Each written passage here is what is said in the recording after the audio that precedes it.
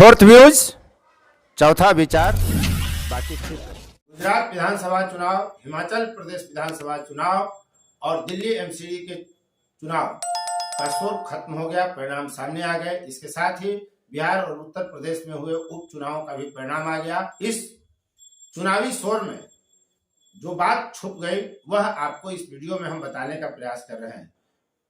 इस देश में 8 राष्ट्रीय पार्टी का दर्जा प्राप्त राजनीतिक दल है, 9वां बनने वाला है, लेकिन जो 8 थे उनमें 4 पर खतरा इस तरह मंडरा रहा है कि उनके राष्ट्रीय दल का दर्जा कभी भी खत्म हो सकता है। जी हाँ, इस देश के 4 ऐसे राजनीतिक दल हैं जो राष्ट्रीय स्तर का दर्जा प्राप्त हैं चुनाव आयोग के द्वारा, और उन पर खतरा मंडरा रहा है अपना यह दर्जा बचाए रखने का। कभी भी उनका ये दर्जा खत्म हो सकता है। हम इस वीडियो में आपको यह भी बताएंगे कि राष्ट्रीय पार्टी का दर्जा प्राप्त होने से क्या फायदा है और कैसे प्राप्त किया जा सकता है। आप देख रहे हैं फोर्थ व्यूज, मैं उपेंद्र कश्यप। इंडियन पॉलिटिक्स में यह चल रहा है आजकल।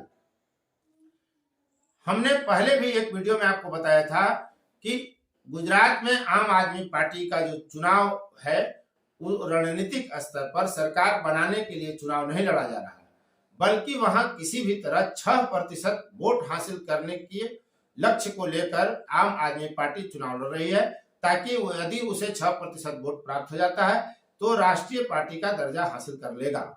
हम आपको यह भी बताएंगे कि कौन कौन राष्ट्रीय दल ऐसे हैं जिन पर खतरा मंडरा रहा है।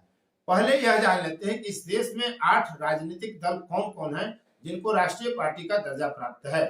भाजपा और कांग्रेस नाम बिना बताए भी आप मानकर चल रहे होंगे। राष्ट्रीय जनता दल जो बिहार की पार्टी है, जिसके सर्वे सर्वा फिलहाल तेजस्वी यादव है और लालू यादव की किडनी ट्रांसप्लांट हो रहा है।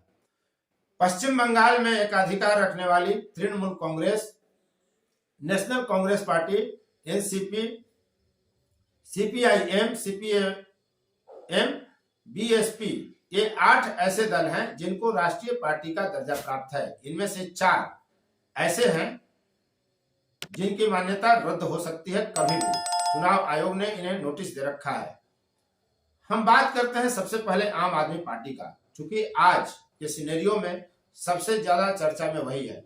गुजरात में उसने 6% वोट लेने का लक्ष्य लेकर चुनाव मैदान में उतरा, लेकिन उसे वोट मिले 12% से अधिक, और यह एक कारण था कि वो अब राष्ट्रीय पार्टी का दर्जा प्राप्त कर लेगा।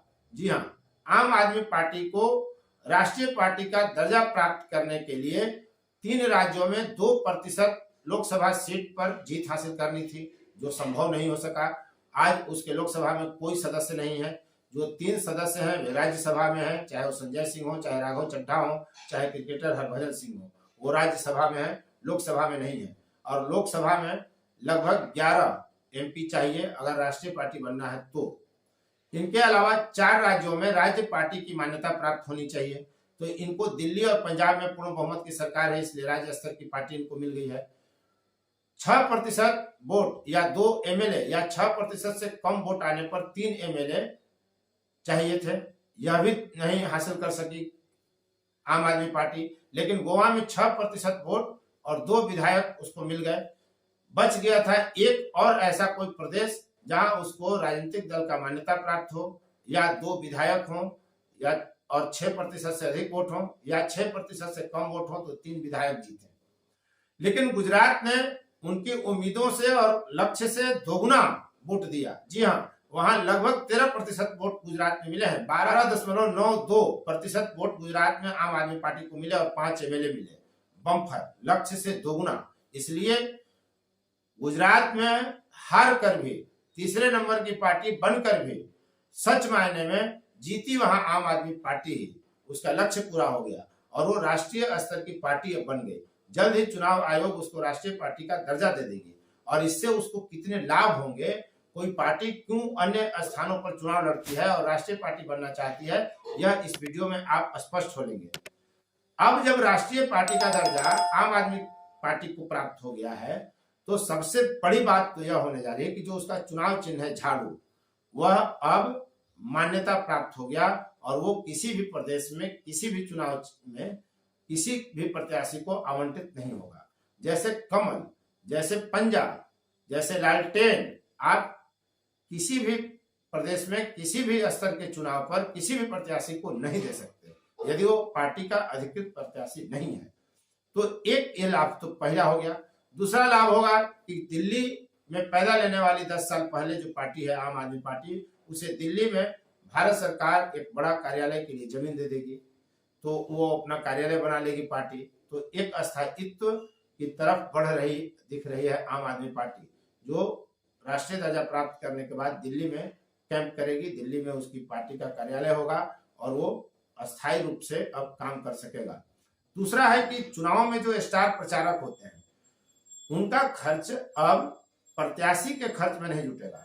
यानी जो 40 स्टार प्रचारक होंगे आम आदमी पार्टी के आने वाले लोकसभा चुनाव में, वो कहीं भी जाएंगे आएंगे तो उनका खर्च जिस लोकसभा क्षेत्र में जाएंगे या आने वाले विधानसभा चुनाव में जिस विधानसभा क्षेत्र में प्रचार करने जाएंगे वहां के प्रत्याशी में इनके आने जाने का खर्च नहीं जुटेगा। अन्यथा यदि आप राज्य स्तरीय पार्टी हैं तो आपका खर्च पार्टी के प्रत्याशी के खर्च में जुट जाता है, जिससे पार्टी के प्रत्याशी का खर्च बढ़ जाता है।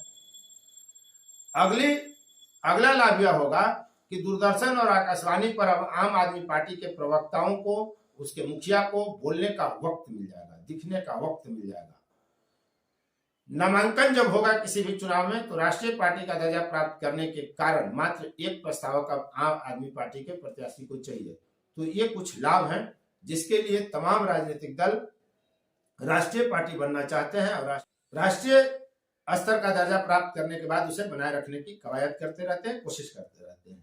अब हम आपको बताते हैं कि कौन से राजनीतिक दल वे हैं जिन पर खतरा मंडरा रहा है। तो आपको बता दें, तृणमूल कांग्रेस, एनसीपी, सीपीएम और सीपीआईएम, ये 4 ऐसे दल हैं जिन पर खतरा मंडरा रहा है। राष्ट्रीय चुनाव आयोग ने इन्हें नोटिस दे रखा है और पूछा है कि इनको राष्ट्रीय दल के रूप में मान्यता क्यों दी जाए। अब उसके जवाब में इन पार्टियों ने कहा है कि आने वाले 2024 के लोकसभा चुनाव होने तक छूट दी जाए, इस कारण प्रक्रिया लंबित है। लेकिन उनके इस प्रस्ताव पर चुनाव आयोग ने सहमति नहीं दी है, इसलिए कभी भी निर्णय चुनाव आयोग ले सकता है कि इनका राष्ट्रीय स्तर का जो दर्जा है वो रद्द किया जाए। अब समस्या देखिए कहां है। बंगाल के बाद कहीं तृणमूल कांग्रेस नहीं है, महाराष्ट्र के बाद एनसीपी नहीं है, केरल और त्रिपुरा में सीपीएम सिमटा हुआ है और सीपीआईएम किस्मत के भरोसे कहीं कहीं गठबंधन से तो कहीं तीर तुक्का की जगह से जीतकर और राष्ट्रीय पार्टी का दर्जा प्राप्त की हुआ है। तो इन राजनीतिक दलों का, जिसमें 2 वामपंथी दल हैं, अब राष्ट्रीय स्तर का दर्जा इनका छीनने वाला है। नरेंद्र मोदी प्रयास करते हैं और कहकर करते हैं कि कांग्रेस मुक्त भारत बनाना है और जो स्थिति दिख रही है उसमें वामपंथ मुक्त भी कहीं भारत न हो जाए और कुछ हिस्से में भारत के सिमट कर वामपंथी पार्टियां रह जाएंगी, जो स्थिति फिलहाल है। तो अब तक इस वीडियो में बने रहने का आपको बहुत बहुत धन्यवाद। आप देख रहे थे फोर्थ व्यूज, मैं उपेंद्र कश्यप। यदि अब तक आपने चैनल को सब्सक्राइब नहीं किया है तो चैनल को सब्सक्राइब कर लें, शेयर, लाइक, कमेंट जरूर करें और हाँ, ऑल नोटिफिकेशन वाली बेल आइकन की घंटी जो है वो जरूर दबाएं ताकि आपके पसंद का वीडियो सबसे पहले आप तक पहुंचे। फोर्थ व्यूज, चौथा विचार।